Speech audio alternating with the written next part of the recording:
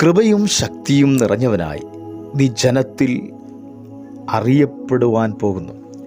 അപ്പോസ്തലപ്രവൃത്തി 6-8 അനന്തരം സ്തെഫാനോസ് കൃപയും ശക്തിയും നിറഞ്ഞവനായി ജനത്തിൽ വലിയ അത്ഭുതങ്ങളും അടയാളങ്ങളും ചെയ്തു.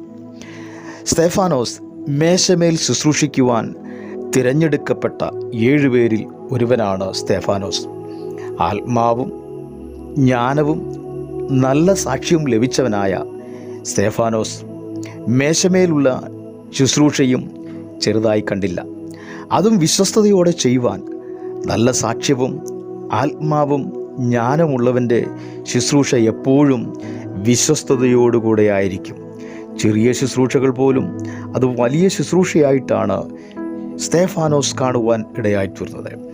ഏലിയാവിൻ്റെ കൈക്ക് വെള്ളമൊഴിച്ചു കൊടുത്ത ഏലിശയുടെ ശുശ്രൂഷ പിന്നീട് ഏലിയാവിൻ്റെ ആത്മാവിൻ്റെ ഇരട്ടി പങ്ക് ലഭിച്ച് മുമ്പോട്ട് വെല്ലുവിളികളെ ഏറ്റെടുത്ത് ആത്മാവിനാൽ ശക്തിപ്പെട്ട് ഏലിയാവിൻ്റെ കൈക്ക് വെള്ളമൊഴിച്ചു കൊടുത്ത ഏലിശയെ ശുശ്രൂഷയിൽ അധികത്തിന് വിചാരകനാക്കുന്നു. ഇവിടെ സ്തെഫാനോസ് അപ്പോസ്തലന്മാർ പ്രാർത്ഥിച്ച് മേശമേൽ ശുശ്രൂഷിക്കുവാൻ വേണ്ടി വേർതിരിക്കുകയാണ്. എന്നാൽ ആത്മാവ് സ്തെഫാനോസിനെ ജനത്തിൻ്റെ ഇടയിലേക്ക് കൊണ്ടുവരുന്നു. ആത്മാവുള്ളവനെ ഇനിയും അണിയറയിൽ അല്ല നിന്നെ നിർത്തുന്നത്, അരങ്ങത്ത് കൊണ്ടുവരുവാൻ ആത്മാവിനാൽ ഉപയോഗിക്കുവാൻ തുടങ്ങുന്നു.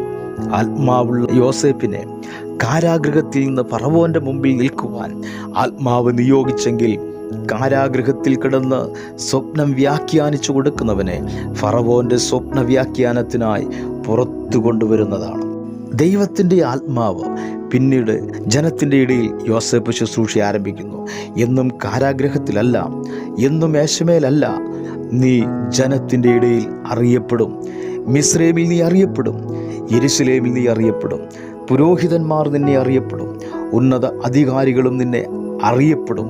അപ്പോസ്തലപ്രവൃത്തി 9:38 ലുദ്ദ യോപ്പയ്ക്ക് സമീപമാകിയാൽ പത്രോസ് അവിടെയുണ്ടെന്ന് ശിഷ്യന്മാർ കേട്ട് നീ താമസിയാതെ ഞങ്ങളുടെ അടുക്കലോളം വരണമെന്ന് ആളെ വിട്ടപേക്ഷിച്ചു. അടുത്തുള്ള ദേശത്തും നിന്റെ പേർ വിശാലപ്പെടുകയാണ്. ഇവിടെ സ്തെഫാനോസിനെ അപ്പോസ്തലന്മാർ മേശമേൽ ശുശ്രൂഷിക്കുവാനാണ് ആക്കി വെച്ചത്. എന്നാൽ ആത്മാവ് അവനെ ജനത്തിൻ്റെ ഇടയിൽ നിർത്തുന്നു. നിന്നെ എവിടെ നിർത്തണമെന്ന് കൂടെയുള്ളവർ തീരുമാനിക്കുമ്പോൾ നിന്നെ എവിടെ എത്തിക്കണമെന്ന് തീരുമാനിക്കുന്നത് നിന്നിൽ വ്യാപരിക്കുന്ന ദൈവത്തിൻ്റെ ആത്മാവാണ്. യോഹന്നാൻ 3:8 കാറ്റ് ഇഷ്ടമുള്ളിടത്തേക്ക് ഊതുന്നു, അതിൻ്റെ ശബ്ദം നീ കേൾക്കുന്നു, എങ്കിലും അതെവിടെ നിന്ന് വരുന്നു എവിടേക്ക് പോകുന്നു എന്നും അറിയുന്നില്ല. ആത്മാവിൽ ജനിച്ചവനെല്ലാം അതുപോലെയാകുന്നു.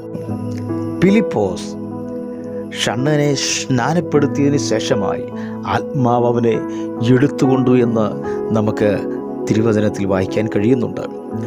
അതുകൊണ്ട് ആത്മാവുള്ളവനെ ഏത് സ്ഥലത്ത് ശുശ്രൂഷയ്ക്ക് വേണ്ടി നിയോഗിച്ചാലും അവനെ പുറത്തു കൊണ്ടുവന്ന് ജനത്തിൻ്റെ ഇടയിൽ ദൈവത്തിൻ്റെ ആത്മാവ് ഉപയോഗിക്കുമെന്ന് ദൈവവചനം ഇന്ന് നമ്മളെ ഉറപ്പിക്കുകയാണ്.